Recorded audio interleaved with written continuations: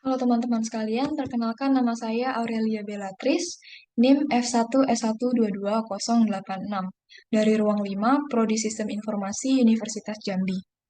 Pada kesempatan kali ini, saya akan mempresentasikan hasil kerja kelompok 6 mengenai telekomunikasi dan jaringan yang masuk ke dalam mata kuliah pengantar sistem informasi dan diampu oleh Bapak Tri Suratno, Skom, Mkom. Berikut adalah anggota kelompok 6, yaitu Aurelia Bellatrix, saya sendiri sebagai ketua kelompok, Oktaviana Dwi Lestari, dan Muhammad Bukhari Pondra sebagai anggota. Oke, kita masuk ke yang pertama, yaitu tren dalam telekomunikasi.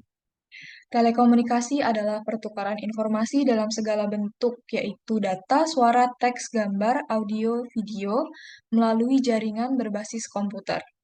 Tren utamanya dibagi menjadi tiga, yaitu tren industri, tren teknologi, dan tren aplikasi. Yang pertama itu tren industri, mengarah ke pemasok, pembawa, aliansi, dan juga jasa jaringan yang lebih kompetitif, dipercepat oleh deregulasi dan pertumbuhan internet serta World Wide Web. Yang kedua, tren teknologi, mengarah ke penggunaan yang lebih intensif dari internet, optik serat digital, dan teknologi nirkabel untuk menciptakan kerja internet lokal dan global yang berkecepatan tinggi untuk suara, data, gambar, audio, dan video. Masih dalam lingkup yang sama, telekomunikasi mengalami revolusi dari teknologi analog ke teknologi jaringan digital yang memungkinkan hal-hal sebagai berikut. Pertama, kecepatan transmisi yang secara signifikan lebih besar. Kedua, pergerakan informasi dalam jumlah besar. Ketiga, peluang ekonomi yang lebih besar. Keempat, tingkat kesalahan yang lebih rendah daripada sistem analog. Dan yang terakhir, memungkinkan berbagai jenis komunikasi, meliputi data, suara, video, di sirkuit yang sama. Lanjut yang ketiga adalah tren aplikasi. Tren aplikasi mengarah ke penyebaran penggunaan internet, intranet perusahaan, dan ekstranet antar perusahaan untuk mendukung perdagangan dan bisnis secara elektronik, kerjasama perusahaan, dan juga keuntungan strategis di pasar lokal dan global. Lalu di sini ada nilai bisnis dari jaringan telekomunikasi. Kemampuan strategisnya seperti yang bisa dilihat pada tabel dibagi menjadi 4, yaitu mengatasi halangan geografis, halangan waktu, halangan biaya, dan juga halangan struktural. Ditampilkan juga contoh e-bisnis dan juga nilai-nilai bisnis yang bisa dibaca pada tabel berikut. Selanjutnya ada revolusi internet. Internet telah menjadi jaringan terbesar dan terpenting dari jaringan saat ini. Telah berevolusi pula menjadi jalan tol informasi global. Internet Society dan Konsorium World Wide Web mempromosikan penggunaan internet dan pengembangan standar komunikasi baru yang kemudian menjadi kunci dari aliran bebas pesan antara berbagai komputer dan jaringan di banyak organisasi dan Internet Service Providers atau ISP. Lalu selanjutnya ada aplikasi internet yang menyediakan berbagai manfaat yang bisa kita rasakan di kehidupan sehari-hari. Seperti yang pertama itu untuk berselancar atau menjelajahi ribuan sumber daya dan situs web untuk mendapatkan informasi. Kedua ada email untuk saling bertukar pesan elektronik dengan rekan dan pemakai internet lainnya. Lalu ada untuk berdiskusi, untuk publikasi, jual dan beli, download, komputasi, dan juga penggunaan lain seperti melakukan komunikasi jarak jauh, mengadakan konferensi video menggunakan desktop, mendengarkan program radio, menonton televisi, bermain video game, bahkan mengeksplorasi dunia virtual dan lain-lain. Selanjutnya ada peran intranet dan ekstranet. Yang pertama, intranet. Intranet itu jaringan dalam organisasi yang menggunakan teknologi internet, seperti server dan browser web, protokol jaringan TCP/IP, database dan publikasi dokumen hypermedia HTML, untuk menyediakan lingkungan yang mirip dengan internet dan memungkinkan para pengguna untuk saling berbagi informasi, berkomunikasi, bekerja sama, dan mendukung proses bisnis. Yang kedua ada extranet. Extranet adalah hubungan jaringan yang menggunakan teknologi internet untuk saling menghubungkan intranet suatu bisnis dengan intranet pelanggannya, pemasok, dan mitra bisnis lainnya. Perusahaan dapat menggunakan internet tanpa pengaman sebagai hubungan ekstranet antara intranet perusahaan dan pelanggan serta pihak lain. Namun, tetap menerapkan enkripsi untuk data yang sensitif dan sistem firewall sendiri untuk memberikan keamanan yang memadai. Selanjutnya ada nilai bisnis dari internet, ekstranet, dan juga intranet. Nilai bisnis dari internet dibagi menjadi 6, yaitu menghasilkan sumber pendapatan baru, mengurangi biaya untuk melakukan bisnis, menarik pelanggan baru, meningkatkan loyalitas dan retensi pelanggan, mengembangkan pasar baru berbasis web, serta mengembangkan produk baru berbasis informasi. Nilai bisnis dari internet dan ekstranet itu kurang lebih sama, sehingga saya akan fokus ke nilai bisnis dari intranet. Antara lain komunikasi dan kerjasama, manajemen dan operasional bisnis, publikasi web, manajemen portal intranet, lalu juga menyangkut mengenai firewall untuk internet setiap orang dan juga ekstranet, meliputi pelanggan, pemasok, dan juga mitra kerja. Kita masuk ke bagian selanjutnya, yaitu alternatif jaringan telekomunikasi. Alternatif jaringan telekomunikasi dibagi menjadi 6, yaitu jaringan, media, prosesor, software, saluran, dan juga topologi atau arsitektur.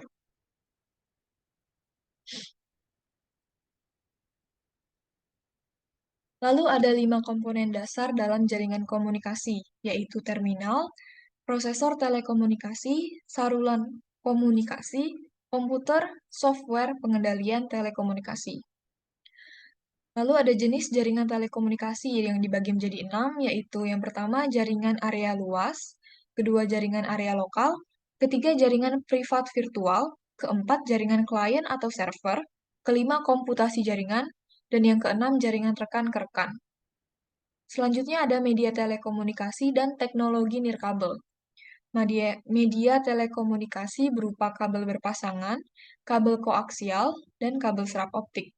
Teknologi nirkabel meliputi gelombang mikroterestrial, satelit komunikasi, sistem penyerataan, telepon PCS dan seluler, LAN nirkabel, dan web nirkabel.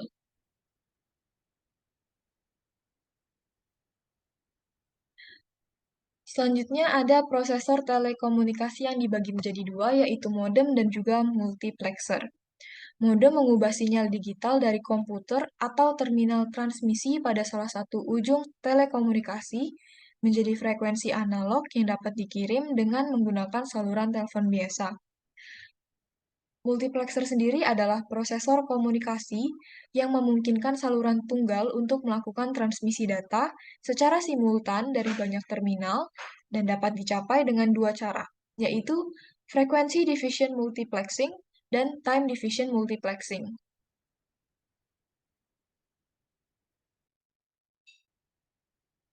Kemudian ada perbandingan teknologi telekomunikasi dan modem untuk akses ke internet dan jaringan. Seperti yang bisa dilihat pada tabel berikut ya.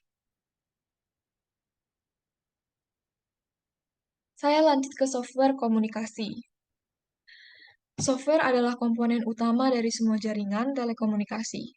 Software manajemen jaringan dan telekomunikasi dapat ditempatkan di komputer, server, mainframe, dan prosesor komunikasi seperti multiplexer dan router. Program ini digunakan oleh server jaringan dan komputer lainnya dalam jaringan untuk mengelola kinerja jaringan.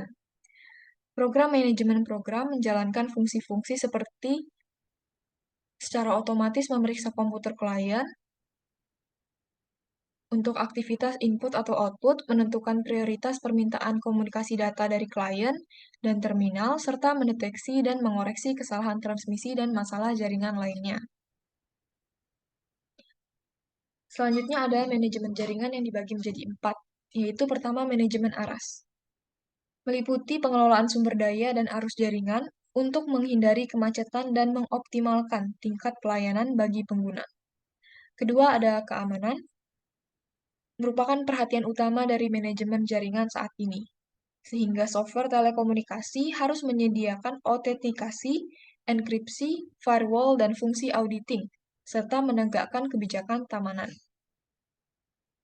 Ketiga ada pengawasan jaringan, meliputi penyelesaian masalah dan pengawasan jaringan menginformasikan ke administrator jaringan mengenai masalah potensial sebelum terjadi. Dan yang terakhir ada perencanaan kapasitas, meliputi survei sumber daya jaringan dan pola atas, serta kebutuhan pemakai untuk menentukan cara terbaik untuk memenuhi kebutuhan jaringan yang terus berkembang dan berubah.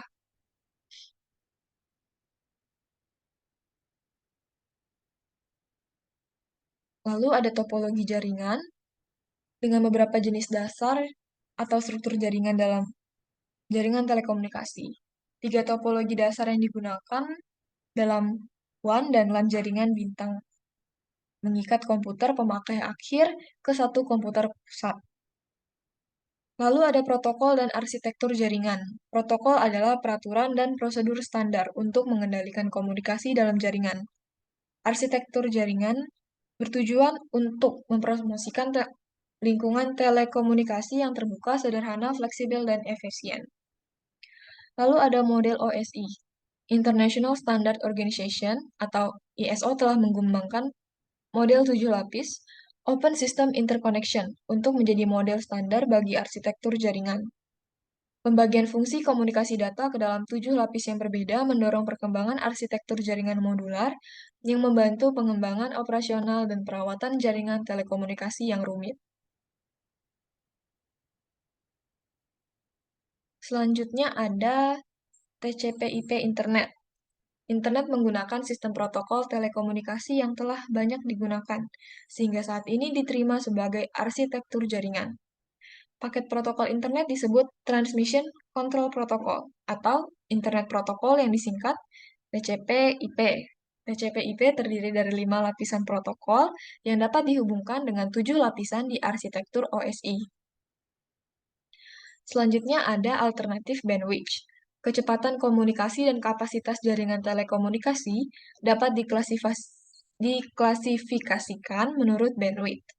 Bandwidth adalah jangkauan frekuensi saluran telekomunikasi. Bandwidth menentukan tingkat transmisi maksimum jaringan. Kecepatan dan kapasitas tingkat transmisi data biasanya diukur dalam byte per second atau bps.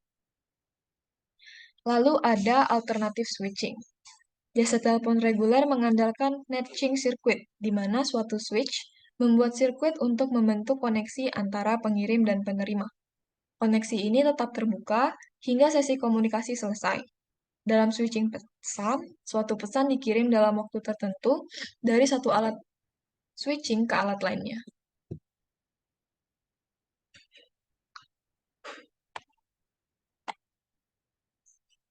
Oke. Selanjutnya kita masuk ke studi kasus.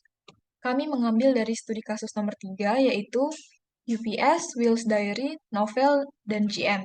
Nilai bisnis dan tantangan jaringan Wi-Fi.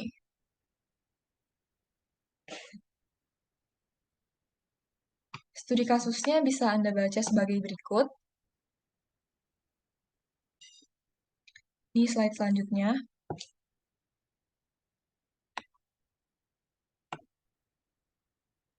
Silakan dibaca terlebih dahulu. Kita beralih ke pertanyaan studi kasus. Pertanyaan studi kasusnya ada 3, yaitu yang pertama, apa manfaat bisnis dari jaringan Wi-Fi? Jawabannya ada 4, yaitu mempermudah berjalannya kegiatan bisnis, membantu perkembangan bisnis dengan lebih cepat, membuat pelanggan lebih tertarik, dan juga meminimalisir biaya, serta keuntungan yang lebih besar. Pertanyaan yang kedua, masalah apa yang dihadapi oleh perusahaan yang menggunakan jaringan Wi-Fi? Lalu, apa solusi untuk masalah tersebut? Masalahnya yang pertama, akan sulit untuk mengganti sistem lama atau sistem manual dan menerapkan sistem baru yang menggunakan Wi-Fi. Solusinya adalah sosialisasi sistem baru kepada karyawan dan menyediakan tenaga kerja yang paham akan bagian tersebut. Yang kedua, dibutuhkan biaya yang besar untuk menerapkan Wi-Fi secara keseluruhan di perusahaan besar. Solusinya adalah Wi-Fi dapat diterapkan sebagian, lalu secara bertahap hingga pada akhirnya menyeluruh ke dalam satu perusahaan besar tersebut. Yang ketiga, keamanan jaringan Wi-Fi yang lemah. Solusinya adalah diperlukan keamanan tambahan berupa server pribadi milik perusahaan untuk melindungi data perusahaan. Lalu pertanyaan yang ketiga, apa penggunaan bisnis lainnya dari jaringan Wi-Fi yang tidak disebutkan dalam kasus ini, dan apa manfaat serta tantangan bisnisnya? Saya mengambil contoh bisnis hotspot internet seperti Wi-Fi ID, wifi.id, di mana perusahaan menjual Wi-Fi kepada pelanggan dalam paket-paket tertentu. Misalnya paket 10.000 per 7 hari. Pelanggan bisa menggunakan Wi-Fi sepuasnya selama 7 hari di tempat yang tersedia jaringan wifi.id.